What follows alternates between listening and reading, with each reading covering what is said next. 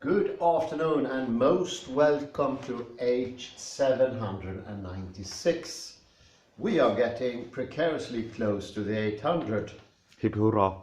Hooray, hooray. And I feel anxious, worried that the last four lectures won't be as up to tops as the ones that have been. And I need to add also this is late afternoon and this is a new subject. But I will try to sort of lean into this. And I named this lecture Key, Will and the View from Nowhere. I see a connectedness into the things what we mentioned before. And I was actually thinking of the time capsule. The more I think about it, the more I agree with that idea. Well, of course, I have to, in a certain aspect, agree because that's physics. But from my own point of view, it is actually how I've been thinking many years ago. And I think it's, in a way, not only physics, it's more natural. It's more closer to the truth. And actually, this has connection to what we mentioned some while ago, Thomas Nagel and his little book about the view from nowhere. There is a connection there. Why is that? Well, in this example, everything is connected inside the moment, and the moment is mine. So there is no access in this linear way, the Newtonian model for a subject moving on a line from moment to moment and making observations. And in this movement, it is something that gets constructed in the same way. I was talking about the Gestalt, and this helped with the last lecture and the mirroring effect. That goes for a sort of independent subject.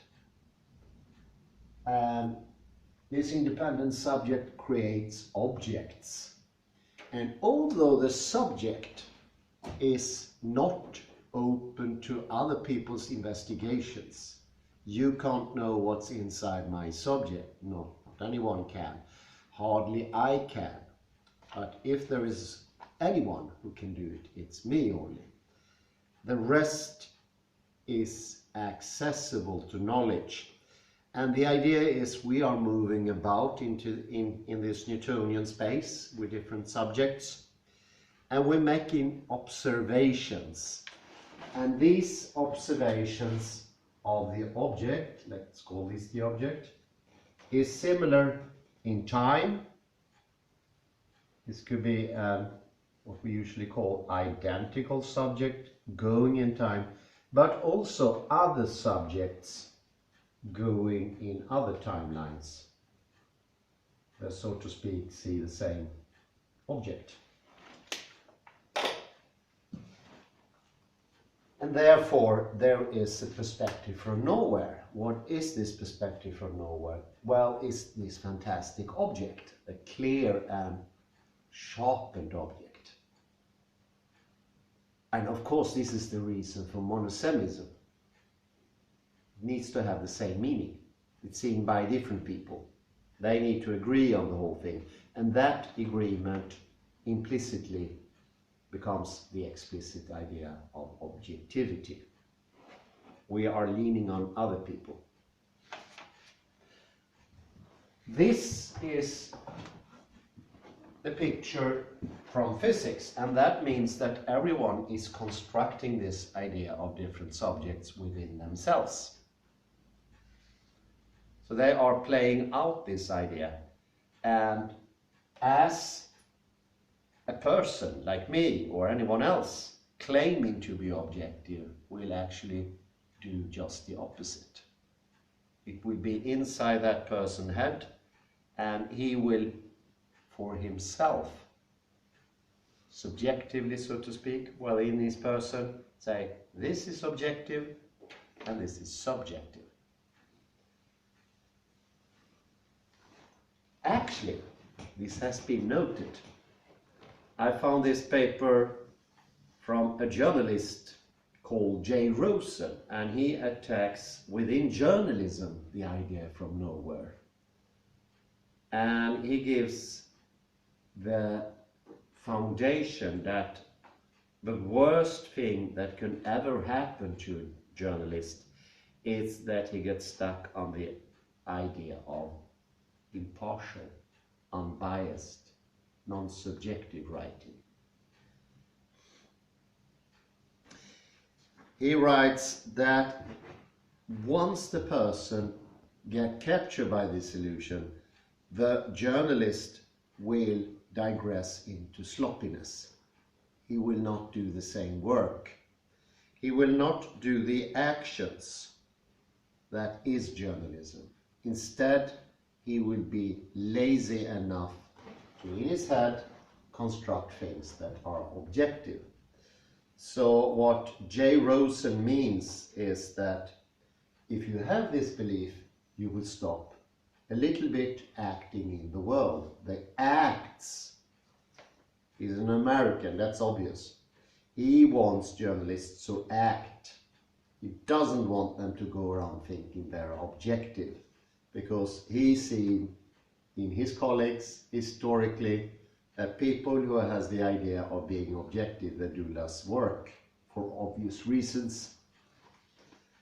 If you are able to touch objectivity, he writes, you can sit in a nice wheelchair and just relax. You don't have to move about as a journalist. And you can just reach your inner objectivity.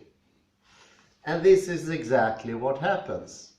That people nowadays, to a greater extent, get captured by the objectivity idea.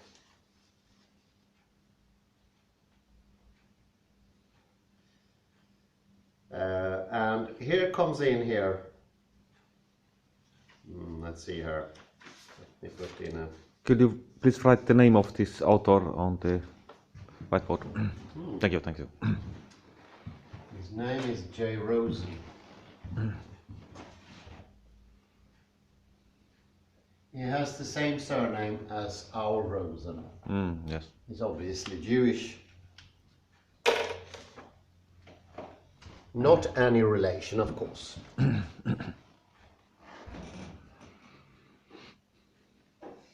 Wow, this is what Jay writes. It says, the view from nowhere, it says that human beings are in fact capable of stepping back from their position to gain an enlarged understanding, which includes the more limited view they had before they stepped back. Think of the cinema when the camera pulls back to reveal where a character had been standing and shows us a fuller tableau. To Nagel, objectivity is that kind of notion. We try to transcend our particular viewpoint and develop an expanded consciousness that take in the world more fully. And the more subjects you have, or alternative and more pertinent here, is one subject rid himself of the subjectivity, momentarily or forever. And then he will be able to see clearly into the object and report that to the newspaper. He doesn't even have to leave his house. There are some silly things in the idea of the view from nowhere, of course, but still it's a very well developed theory. Some parts of it are more convincing, more credible than this one. And there is actually some point to objectivity as such. Nagel said in his book that objectivity is both underrated and overrated, sometimes by the same persons. It's underrated by those who scoff at it as a myth. It's overrated by people who think it can replace the view from somewhere or transcend the human subject. It can't. So objectivity is much more of a working method. Something you do and you have to put actually some energy into it. Whereas the idea that you can just raise yourself out of a subjectivity that is lesser, that is something pejorative almost, that's a complete myth. That's the myth to fall into. I think there's two reasons for that. And one reason is everybody has this myth today. And it's also encouraged by the school system. And the second myth, the second reason for taking the myth, it's much easier. It's so much easier. You don't have to put that effort in, for instance, in journalism, to actually do the work. You just say that you are objective. It's like magic, isn't it? And I do agree. I've been working at the newspaper as well, and it's obvious very soon who are the ones who's taking this view from nowhere. Those are the ones who don't lift their ass from the chair and sit down and write all day long. Whereas the other one goes into the archive, especially, and they also sit on their ass, but you can see them really thinking. If I write this article, what do I record from earlier times about the subjects in the article? Maybe somebody's writing something about Volvo. They really try to think what they remember about Volvo. Maybe there is some scandal, some insurance scandal. This is an actual example, for instance. And that person will remember many years back that this happened or that happened. That is effort. That is real objectivity. Whereas the idea, I am objective, is pompous, and you have an air of being over everybody else who are, so to speak, subjective. Well, once more, let me drive this for you. Let me drive this for you. Here we go. First, what do? We divide. We have the whole of reality, we divide it, and today it's subjective and objective. And then, what do? We say the objective is much more important. Give it a bit of time. That's the prioritizing moment. And what do you need to make last? Well, you really need to put down the subjective side. Say it's bad. Put it into the shade, into the cold, or in the corner, in the shame corner, or in the hall of shame. This is not very productive, obviously. And here also, what is subjective is dependent on what it doesn't like. It's dependent on the marginalization. It's codependent, and what did I say about that? Codependent means that it will be a parasitic tendency. So every time you think objectivity, you will actually think subjectivity, and also those bad things that you are saying it's not. It's going to become that. And this is something Jay pointed out. There is not such a thing on earth so biased and seductively subjective as a journalist who keenly believes in the view from nowhere, because everything he's right is going to be dripping with subjectivity. Dripping.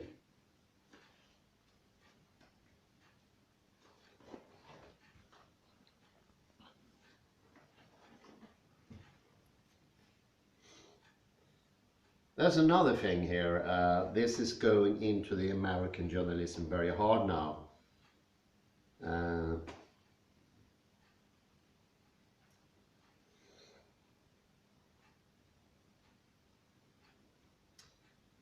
For instance, there was a case even I heard about when MSNBC fired a famous journalist called Keith Olbermann for donating to political candidates. So that's what we call jäv in Swedish. That's nothing but dumb.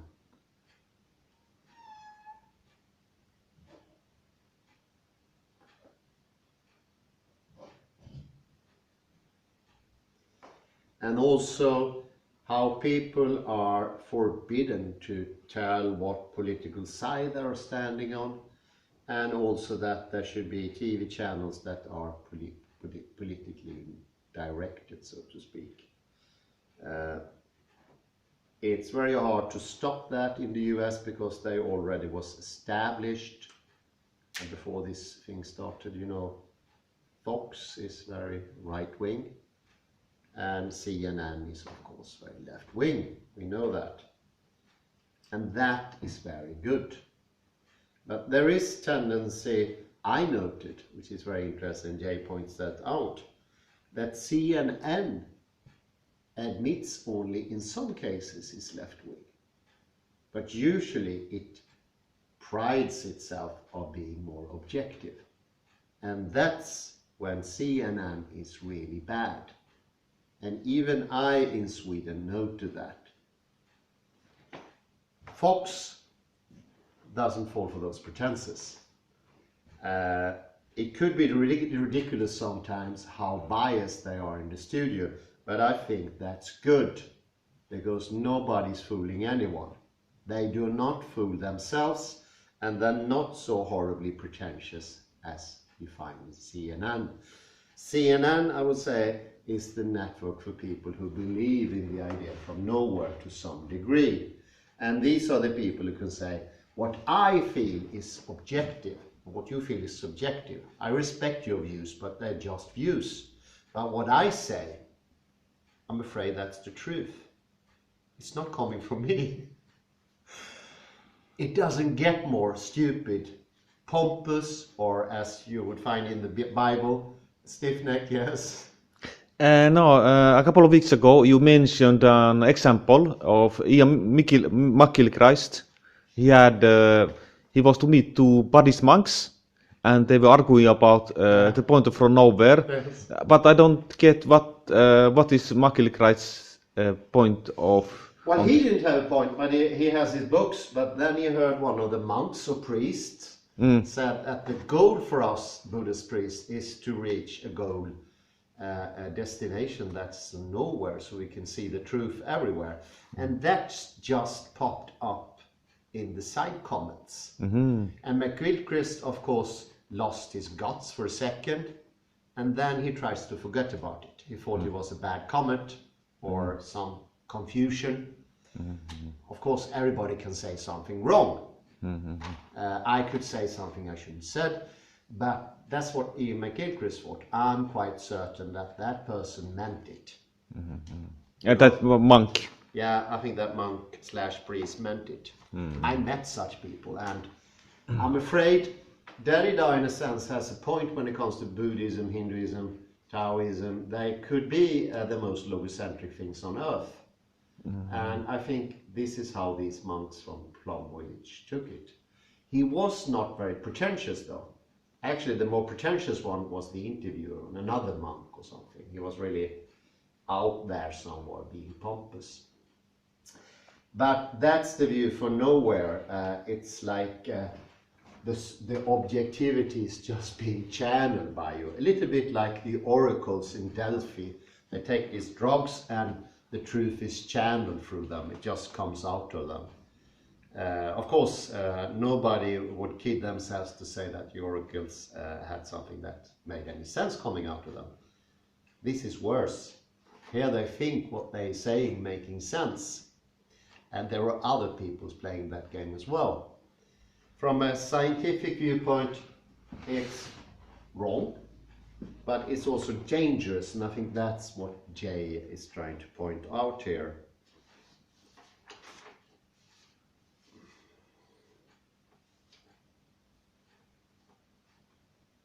Another thing you can start with is like, when you get challenged, you can say something like this. Hello, madam. I have a PhD in journalism. Did you know that? That's horrid. A real authority starts with reporting and nothing else. And that's actually a fun clip I saw on the YouTube many years ago. I don't really appreciate those fun clips, but this was really telling. It's one of those, another Jew, I don't remember his name, I would try to find it out. But he's very good at discussing, he's always contrary to everything, which is, well, he stirs around a little bit deconstructive in the pot. And then comes this young man, and he says, why don't you respect knowledge? It is, I have this degree in sociology, and this is actually facts. So you should figure that, or what do you have to say for yourself when I come here with my facts? And the other guy, the other Jewish guy, he even had a kip on it. I don't think Jay Rose has that. He said directly, I don't accept any authority. When we have a discussion, you have to say what you know, and you have to put your own argument. You can't lean on somebody else in a debate. You can't refer to something else. That's nonsense. And I would never here in this standing pulpit refer to the Torah or the Bible or anything like that, even though I believe in those things. And I think that was a pretty good answer. Of course, he didn't have to be so snottish about it. He's really demolishing the poor young student. He didn't know any better. I would never be so hard. But apart from that, I think it was a good saying. It is something to lean at as well. This view from nowhere is something, if you are a coward or you're not very good at thinking for yourself, of course you're going to lean to that. And it's also for a person that is very knowledgeable to lean on that, because it's easier. You don't have to put any effort to it. You just said that's a common truth. In some cases that would be eligible, but in most cases in these debates it's never, I would say.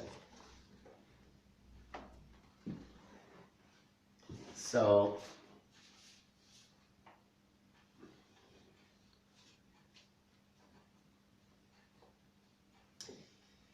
this is what Jay Rosen says about objectivity in journalism. And there he is positive. And if you talk about objectify, it's really trying to ground truth in claims of something you can find out and the readers can find out, or the watchers. He doesn't believe that there is a hard reality out there, but there is a work you can do, and it's different levels of quality. And doesn't matter how little you believe in this, or you claim you believe in that, or you sign up for that, you will still, in that case, put a little less effort into your work. And that extra effort is really important, because to get to the truth, so to speak, it's incredibly important. We rely on journalists today. And if they get just a little bit sloppy, that's probably the extra inch that is most important. Remember those two journalists that never gave up when they felt there was something fishy going on in the Nixon administration. If they would have leaned back and said we are objective, they would have gone halfway. It still would have been a masterpiece what they did. But they went further. They kept digging. They didn't rely on objective truth or common sense or what the man says on the street. They struggled on. They even went so far so they broke in to the office of the party, Nixon's office, and found out Tricky Dick was a real thing. And they were both awarded greatly, celebrated as heroes of the nation, and it was incredibly well done. And those are people who don't believe in objective truth in that horrible manner. You don't break in and risk your life, well, at least your freedom, because they would have been put in prisons for breaking into the political headquarters.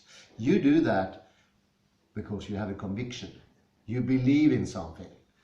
And that's another thing I want to get into. This is a really good segue into the next chapter, because if you have this belief or laziness, or you call it whatever, then you will never put any effort to anything.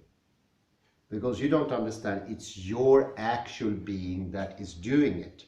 It's no activity. It doesn't take any activity to do this division. You do it in your head, you can do it in sleep, you can do it as somebody I heard a couple of years ago who said he was going to do meditation sleeping.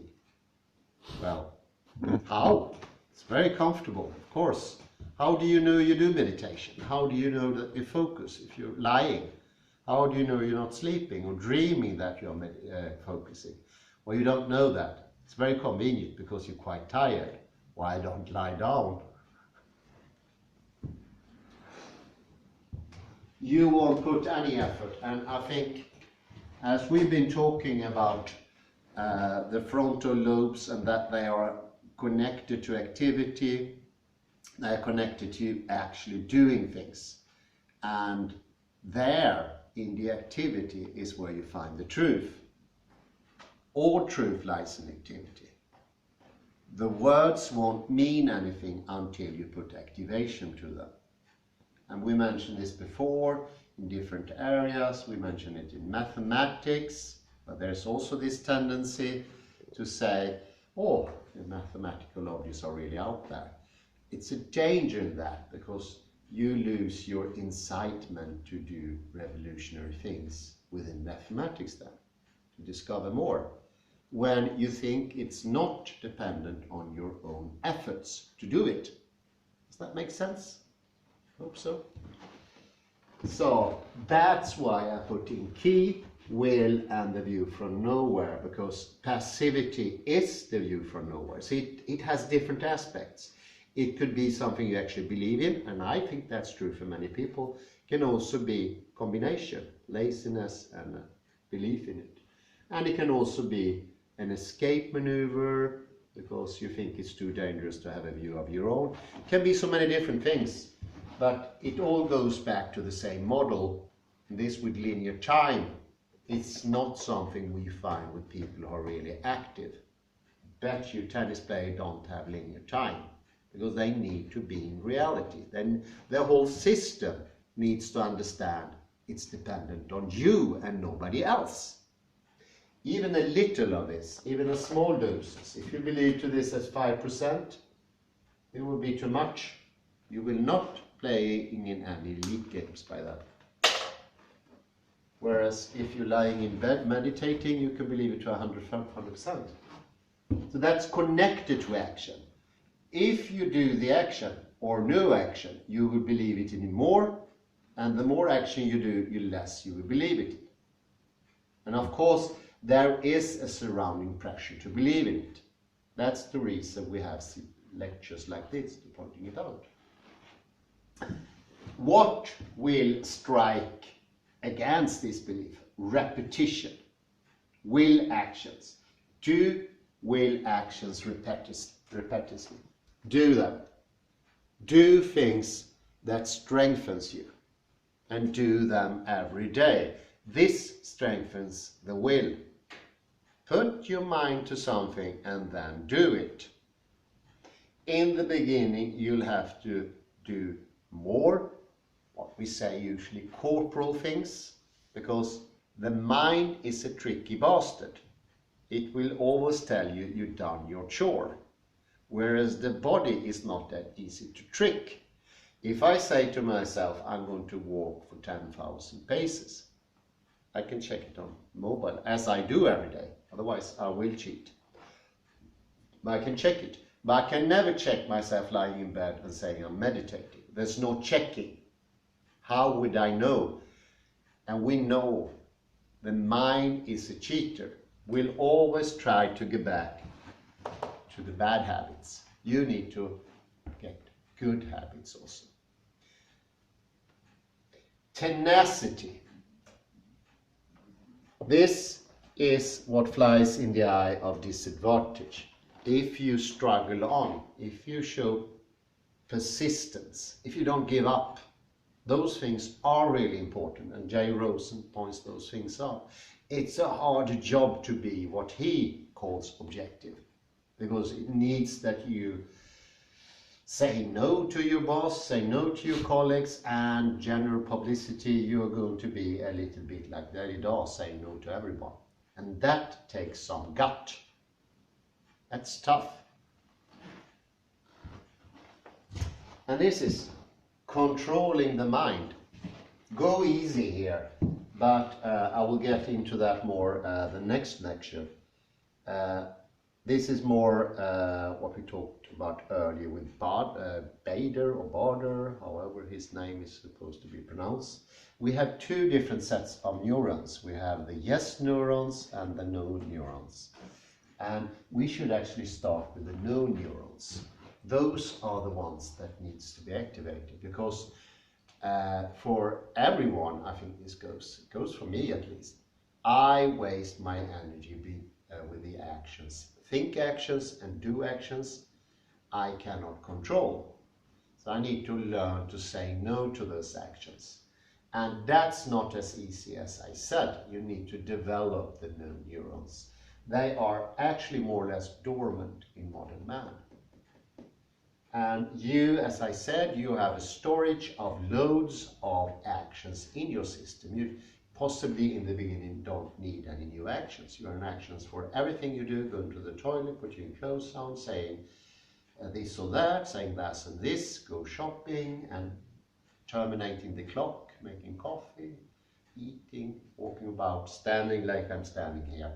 All those things are there, gazillions of actions. You've been alive for at least 10, 20, if you're watching this, you've been alive for 30 years, at least. There's a lot of actions, and there's a lot of actions that are competing in the system. So even if in the end you are performing a certain action, the competing actions will be there and they will suck up energy from the system. And this is the reason, and I'm going to end up with a demonstration. This is the reason when we do simple actions in everyday life, we think we're only performing one action, but we are in actuality performing several actions, because we don't have the ability to say no to actions that contradict each other. And whatever I mean about that, you don't have to understand. This is going to be a demonstration at the end here. Next, yes neurons. Those are the ones that you strengthen by planning and executing those plans. And you also need to strengthen your desire to do those things, because these things are both ruled by desire. Desire is very close to will and key. And you could say that a good key is when the desire goes into the same direction. And a weak key in some ways is I get into the candy store and I see all this has actually happened to me, hundreds of candy. And in the end, my firm determination when I enter the store, never only happened to me once, I never go into that store again. My firm determination to get these and that candy, like 4 different, that dissipated because there was too many options, and my desire went different way. So in at the bottom is your own desire you need to sort of direct in only one direction or two, not 50. Of course, that caught me by surprise to see so much enticing candy. I never thought there could be stores who were like that. It's too many temptations at the same time. It happens on a frequent basis in those places like Epcot Center, where people can visit like 50 different nations at the same time. And they can actually rose into psychosis because they get too excited and in the end they can't make a decision and they go nowhere. They just go to a standstill like this. It is one of the most interesting things you ever can encounter. And even though you can take a little boat and go with the boat to one country to another, and you can try different foods, the clothing, you can see how it looks in that country. It's almost to the limit. Some of the countries you can feel the temperature. You can go into Mexico, I went to, you can feel the warmth and the humidity. That was extraordinary. I think that experience can be bettered if you really, really direct your will. This is key. So this is one of the reasons we think key is so hard to understand. In ourselves, modern man, it goes in so many different directions. And this is why we need a new neurons. And now over to demonstration. I'm going to borrow color here if it's okay. I can you can pause it. Let's see here. We took a little break. We're going to put a demonstration here. And because I want to, this is a hard subject and I try to associate with so many things as possible from previous lectures to make this a bit more understanding. And also using the knowledge from Barder, which is quite interesting. A little bit also Barbara Tversky's Mind in Motion, excellent book. I'll ask Kalle to sit down on this chair in a normal moment, how you usually do it.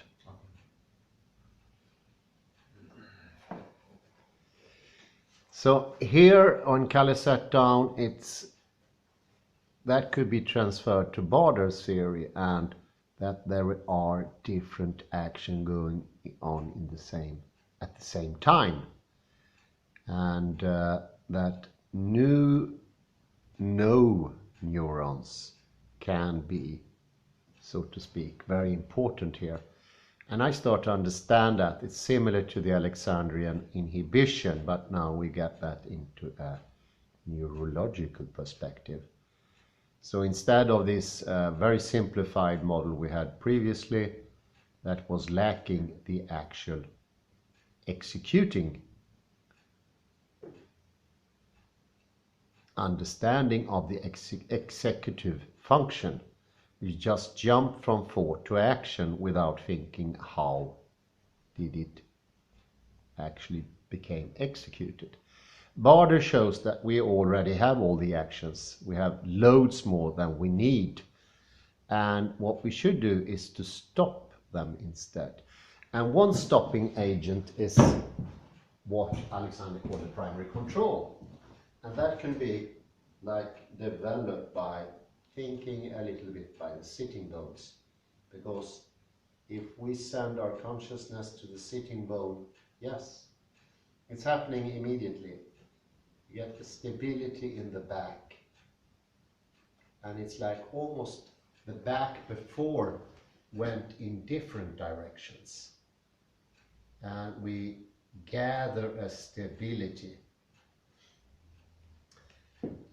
This is no happenstance that in India, China, when they talk about prana or ki, they're usually referring to something to do with up and back. And this makes a whole lot more sense when you put this in context with Barder. You start to understand that is incredibly important for the whole system. And if we together with this add that we are in space, And I also have an idea here why we ignore space. Everything that's around us is also caused by this illusion of point from nowhere. Because in that idea, the only thing important for my subject today, Kalle, would be where his skin's at, and that is behind him, underneath him, or above him, according to that idea. It's uninteresting. It's not. Coppers-Blakesley has shown that the body ends at least 1.5 meters outside what usually. That means that probably everything in what he perceives as space is very important. And what we know from primitive people, they know exactly where they are. I mentioned the directions. They know where they are situated, and the body needs that information. Yeah, very good. Just like the sitting bones need to know the body sitting on the chair, for otherwise it will be half standing up. And this is very common. I see so many times people sitting like they are not really sitting, like they are halfway up. And one of the reasons for people sitting with their feet underneath the chair, which is incredibly uncomfortable, is that they don't sit properly. They don't go to the sitting bones. And the sitting bones are essential, otherwise your body won't know it's sitting. And sitting like this is stressful for the system because you're not really sitting. You're on your toes, so to speak, to go up again somewhere. So just by sitting, as Kalle is sitting here now, that is relaxing for the system. Without a doubt, it doesn't fail. So try to, I know it's 5 o'clock in the afternoon, it's not a good time to have this exercise. It was spontaneous, but think a little bit about what's behind you and above you. And this is a 2-story building, it's yellow, it's not too big, could be like 300 square meters, something like that. And think about the little 2 toilets behind you. Yes, already happening things here. And exactly the position of your jacket, your shoes, the entrance, and things are starting to happening. And at first we don't notice those things, but the system, the body is getting oriented because he puts more attention to his own reality, because it's his reality, not mine. And it sure as hell is not this objective reality that Newton invented. Nobody can be that reality, it doesn't exist. And what we notice here is when I move him from the shoulders, the body is moving in concert, like one whole piece. It doesn't go in different directions. It's much better now. This is a huge improvement.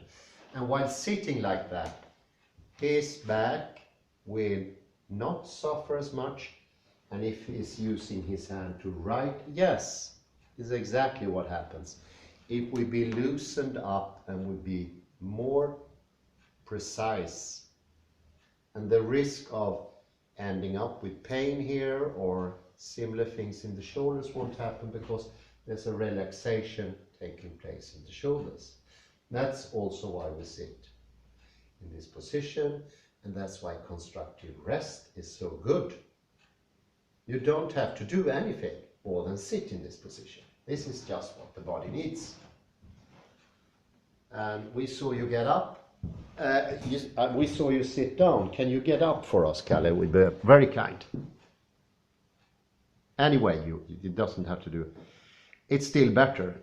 You don't have to do anything to get it better. It will be better automatically. It's a big difference. And this is what happens when you get the sit bone or use constructive rest. For every time, a little better it will get. And this is the idea of changing habits. You don't have to do so much. You just have to be persistent. And isn't it obvious that a human body, just like a elephant, hippopotamus, leopard, needs to know where it is in the world. Otherwise the body will go crazy. It's like you are flying in air, the body tenses. That information is needed, and that's also another proof from Barder. That doesn't happen consciously in human beings. We need to make it conscious. Otherwise, we run into the habit of doing loads of things at the same time. And there were less things at the same time, because that lack of stability in the back is still wanting to get up while you sit down and do other stuff. So this is in action, one direction. And I say thank you very much, Kalle. Thank you for your patience. It's 5 o'clock. 5:30. All the Mediterranean is sleeping now, having a nice siesta. We're working. We shouldn't do that, actually. But anyway, I say thank you very much, and I wish you a pleasant afternoon. Cheers and thank you.